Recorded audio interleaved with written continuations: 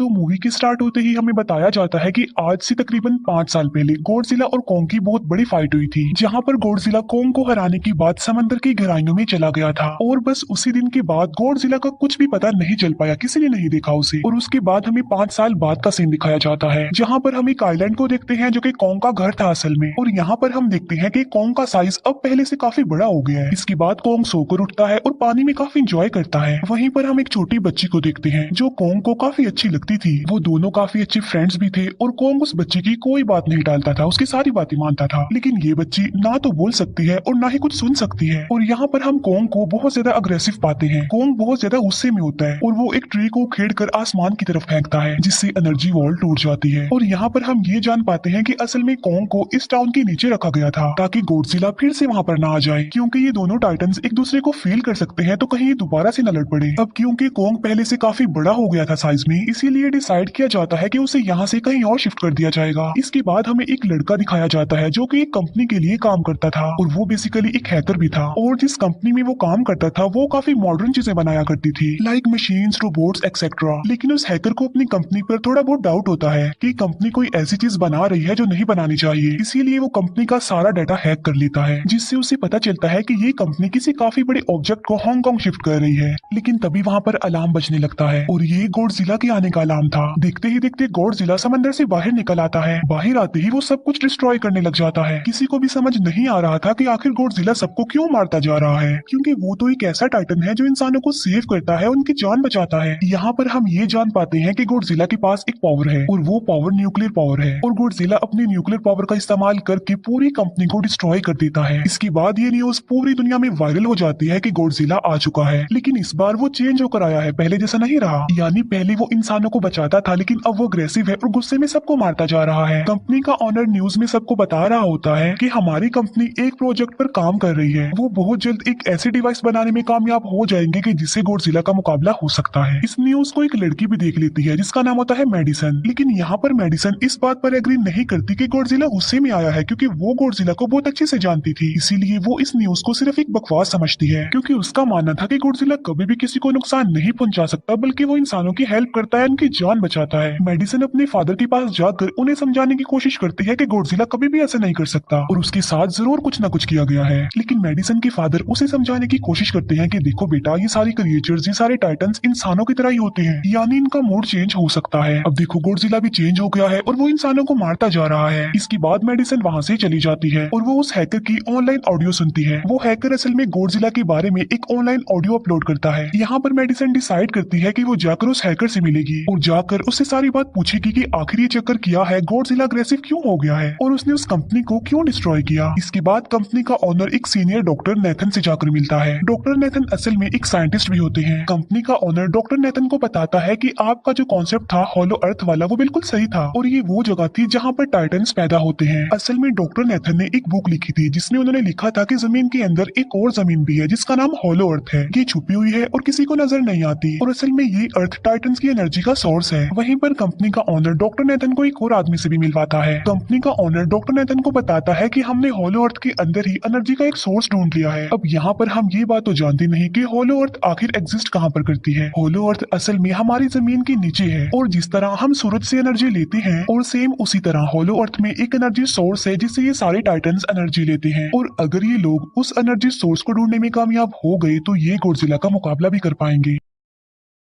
Doctor Nathan उनसे पूछता है कि आखिर हम उस हॉलो अर्थ तक जाएंगे कैसे, क्योंकि अब से कुछ साल पहले मेरे भाई ने भी वहां पर जाने की कोशिश की थी लेकिन वो नहीं जा पाया और मर गया। यहाँ पर हम ये बात भी जान पाते हैं कि हॉलो अर्थ में ग्रेविटी नहीं होती, इसीलिए वहाँ पर हर चीज हवा में उड़ने लगती है। जिस पर कंपनी का ओनर डॉक्टर नेथन को कहता है कि आपको इस बारे में फिक्र करने की कोई जरूरत नहीं है, क्योंकि हमारी कंपनी ने एक एंटी ग्रेविटी कार बनाई है जिसकी मदद से हम वहाँ यानी हॉलो अर्थ पर जाएंगे। कंपनी का ओनर ये भी बताता है कि हर टाइटन्स में एक एबिलिटी होती है जिसकी मदद से हर टाइटन अपने घर को ढूंढ सकता है, इसीलिए हमें एक कोंग की हेल्प लेनी चाहिए। इसके बाद डॉक्टर नेथन अपनी एक फ्रेंड जो कि डॉक्टर भी थी उससे मिलते हैं और ये फीमेल डॉक्टर कोंग की देखभाल भी करती थी। डॉक्टर नेथन उस फीमेल डॉक्टर को समझाने की कोशिश करते हैं कि हमें कोंग को उसके घर पर भेजना चाहिए और उसका घर हॉलो अर्थ है, क्योंकि हम उसे ज्यादा टाइम के लिए यहाँ पर नहीं रख सकते और अगर वो यहाँ से बाहर निकला भी तो गॉडजिला उस पर अटैक कर देगा, इसीलिए कोंग सिर्फ हॉलो अर्थ में ही सेफ रह सकता है। अब थोड़ी बहस के बाद फाइनली वो फीमेल डॉक्टर भी इस बात के लिए एग्री हो जाती है, क्योंकि इसके अलावा उनके पास और कोई ऑप्शन जो नहीं था। फिर ये लोग अपनी पूरी आर्मी के साथ कॉन्ग को होलो अर्थ की तरफ ले जाने लगते हैं। कॉन्ग को ये लोग चेन से बांधकर ले जा रहे थे। कॉन्ग की फ्रेंड यानी वो छोटी बच्ची कॉन्ग से इशारों में बातें करती है। बच्ची बताती है कि कॉन्ग को गुस्सा आ रहा है क्योंकि उसे जंजीरों से बांधा हुआ है। आर्मी का लीडर उस फीमेल डॉक्टर को कहता है कि हम गॉडजिला के रास्ते से नहीं गुजरेंगे और हम किसी दूसरे रास्ते से ही जाएंगे ताकि गॉडजिला को पता न चल पाए। जिस पर वो फीमेल डॉक्टर कहती है कि जी हाँ बिल्कुल हमें ऐसा ही करना चाहिए क्योंकि गॉडजिला और कॉन्ग की काफी पुरानी दुश्मनी है, क्योंकि वो दोनों ही खुद को मॉन्स्टर्स का किंग समझते हैं और अगर वो दोनों एक दूसरे के सामने आ जाते हैं तो तबाही मचा देंगे। फिर हम मेडिसन को देखते हैं जो कि अपनी फ्रेंड को लेकर उस हैकर से मिलने जाती है। यहाँ पर वो हैकर उन लोगों को बताता है कि असल में कंपनी एक काफी बड़ी चीज बना रही है और उस चीज को बनाकर हांगकांग शिफ्ट कर दिया जाएगा। लेकिन गॉडजिला को ये बात पसंद नहीं आई, इसीलिए उसने उस कंपनी पर अटैक करके उसे डिस्ट्रॉय कर दिया। फिर हम देखते हैं कि कॉन्ग वाली शिप में अलार्म बजने लगा है। वो बच्ची फीमेल डॉक्टर को बता रही होती है कि गॉडजिला आ रहा है। डॉक्टर नेथन कहता है कि अब क्योंकि गॉडजिला बाहर आ रहा है तो हमें कॉन्ग को भी आजाद कर देना चाहिए, यानी उसकी चेन्स खोल देनी चाहिए ताकि वो गॉडजिला का मुकाबला करके हम सबको बचा ले। और अब फाइनली गॉडजिला बाहर आ जाता है जो एक शिप को डिस्ट्रॉय करते हुए आगे बढ़ रहा था उन लोगों की तरफ। जब कॉन्ग को पता चलता है कि गॉडजिला आ रहा है तो वो जोर से चिल्लाने लगता है, लेकिन उसे तो चेन से बांधा गया था। फिर ये लोग गॉडजिला पर रॉकेट और मिसाइल से अटैक करते हैं जिसका गॉडजिला पर जरा भी असर नहीं होता। जो उन लोगों की प्लेन्स होते हैं गॉडजिला उन्हें भी डिस्ट्रॉय कर देता है और अब गॉडजिला कॉन्ग वाली शिप की तरफ बढ़ रहा था। गॉडजिला उन लोगों की सारी शिप्स को डिस्ट्रॉय कर देता है और यहाँ पर गॉडजिला उनके शिप को पलट देता है जिससे कॉन्ग और बाकी लोग समंदर में डूबने लगते हैं। फिर वो लोग कॉन्ग की चेन्स को खोल देते हैं ताकि कॉन्ग गॉडजिला का मुकाबला करके उन सबको बचाए। फिर गॉडजिला और कॉन्ग की ग्रेट वॉर होती है जिससे कॉन्ग गॉडजिला को समंदर में काफी नीचे फेंक देता है। फिर वो पलटी हुई शिप को सीधा करता है ताकि सब लोगों की जान बच सके, लेकिन गॉडजिला एक बार फिर से उठता है और वो उस शिप की तरफ जा रहा था जिसमें वो बच्ची थी। और यहाँ पर कॉन्ग एक शिप से दूसरी शिप पर जंप करके फाइनली उस शिप तक पहुंच जाता है जहाँ पर गॉडजिला आ रहा था। यहाँ पर कॉन्ग गॉडजिला को एक जोरदार पंच मारता है। फाइट बैक करते हुए गॉडजिला भी कॉन्ग को मारता है जिससे कॉन्ग नीचे गिर जाता है। कॉन्ग एक बार उठकर फिर से गॉडजिला को मारता है और गॉडजिला जाकर समंदर में गिरता है। इस बात से गॉडजिला को काफी गुस्सा आ जाता है और यहाँ पर वो अपनी पावर यानी न्यूक्लियर पावर का इस्तेमाल करता है। ये देखकर कॉन्ग जल्दी से अपनी जान बचाने के लिए पानी में कूद जाता है। गॉडजिला की जो न्यूक्लियर पावर की लाइट होती है वो हर जगह फैल जाती है। सब लोग उसे देखकर काफी हैरान रह जाते हैं और यहाँ पर हमें अंदाजा हो जाता है कि गॉडजिला कितना ज्यादा पावरफुल है। फिर समंदर के अंदर ही उन दोनों के बीच फाइट होने लगती है। गॉडजिला तो पानी में सांस ले सकता था, लेकिन कॉन्ग जो कि इंसानों की तरह था वो पानी में सांस नहीं ले सकता था, इसीलिए कॉन्ग हारता हुआ नजर आ रहा था।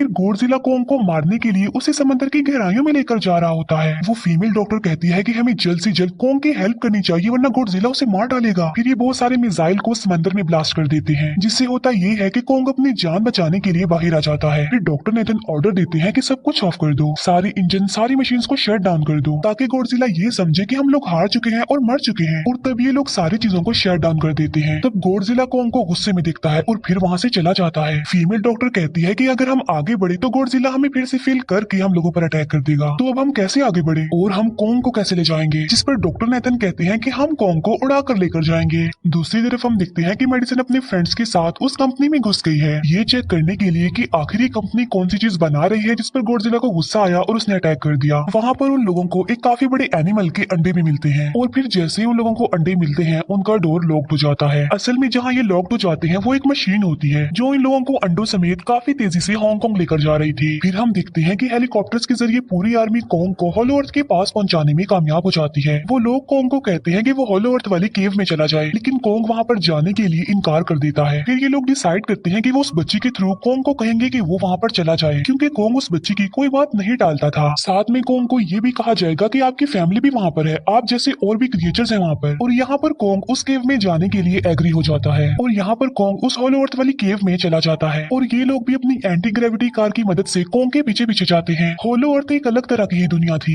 अब क्योंकि उन लोगों के पास एंटी ग्रेविटी कार्स थी इसीलिए उनकी जान बच जाती है। और होलो अर्थ में अलग अलग तरह के मॉन्स्टर्स भी थे और तभी एक फ्लाइंग मॉन्स्टर उनकी एंटी ग्रेविटी कार पर अटैक कर देता है। वो मॉन्स्टर उस बच्ची पर भी अटैक करने वाला होता है, लेकिन कॉन्ग उस मॉन्स्टर को पकड़ लेता है और उसे मार डालता है और बाद में उस मॉन्स्टर का सर ही धड़ से अलग कर देता है। इसके बाद कॉन्ग तेजी से आगे बढ़ने लगता है जबकि बाकी सब भी कॉन्ग के पीछे पीछे जाते हैं। अब होलो अर्थ पर ग्रेविटी ना होने की वजह से वहाँ के सारे पत्थर हवा में उड़ रहे होते हैं। मेडिसन और उसके फ्रेंड्स हांगकांग पहुंच जाते हैं और यहाँ पर उन लोगों को उस कंपनी के सीक्रेट वेपन के बारे में पता चल जाता है। गॉडजिला को मारने के लिए इस कंपनी ने एक और गॉडजिला बनाया है और इस नए गॉडजिला का नाम होता है मेगा गॉडजिला। और इस मेगा गॉडजिला को कंट्रोल करने वाला वो आदमी होता है जिसे उस कंपनी के ऑनर ने डॉक्टर नेथन से मिलवाया था। मेगा गॉडजिला की पावर्स को चेक करने के लिए वहाँ पर एक स्कल क्रॉलर को छोड़ दिया जाता है। मेगा गॉडजिला यहाँ पर अपनी पावर्स का इस्तेमाल करके स्कल क्रॉलर को मार डालता है, लेकिन यहाँ पर एक गड़बड़ हो जाती है और वो ये कि उन्हें मेगा गॉडजिला को चलाने के लिए और ज्यादा पावर चाहिए थी और वो पावर सिर्फ और सिर्फ हॉलो अर्थ में थी। और यही वजह थी कि कंपनी का ऑनर उस एनर्जी सोर्स उस पावर को ढूंढ रहा था ताकि वो मेगा गॉडजिला को दोबारा से जिंदा कर सके। इसके बाद हम देखते हैं कि मेगा गॉडजिला एक्टिवेट हो गया है। मेगा गॉडजिला के जिंदा होते ही गॉडजिला उसे फील कर लेता है और इसीलिए वो हांगकांग जहाँ पर वो मेगा गॉडजिला था उसी तरफ बढ़ने लगता है। होलो अर्थ दिखने में काफी खूबसूरत थी और होलो अर्थ में जो एनर्जी सोर्स था वो एक पहाड़ में था। कोंग उस पहाड़ की तरफ जाता है और उसके डोर को ओपन कर देता है और जोर से धाड़ता है। कोंग को वहाँ पर एक वेपन मिल जाता है जो कि एक एक्स थी और ये एक्स कोई नॉर्मल एक्स नहीं होती बल्कि ये गॉडजिला की बॉडी से बनाई गई होती है जो कि बहुत पावरफुल होती है। कोंग उस एक्स को लेकर एक जगह पर बैठ जाता है बिल्कुल किंग की तरह। गॉडजिला जो कि हांगकांग पहुंच गया था और अब वो मेगा गॉडजिला की तरफ बढ़ रहा था, जिससे सब लोग अपनी जान बचाने के लिए इधर उधर भागने लगते हैं। दूसरी तरफ कोंग को एनर्जी सोर्स भी मिल जाती है और यहाँ पर उसे ये भी पता चलता है कि एनर्जी सोर्स उसकी एक्स को भी चार्ज कर सकता है, क्योंकि उसकी एक्स चार्ज होने के बाद ही चल सकती है और चार्ज होने के बाद वो और ज्यादा पावरफुल हो जाती है। गॉडजिला को ये बात भी पता चल जाती है कि होलो अर्थ में कोई आया है, जिससे गॉडजिला अपनी न्यूक्लियर पावर जमीन पर मारता है, जिससे वो न्यूक्लियर पावर जमीन को फाड़ती हुई कोंग के पास पहुंच जाती है।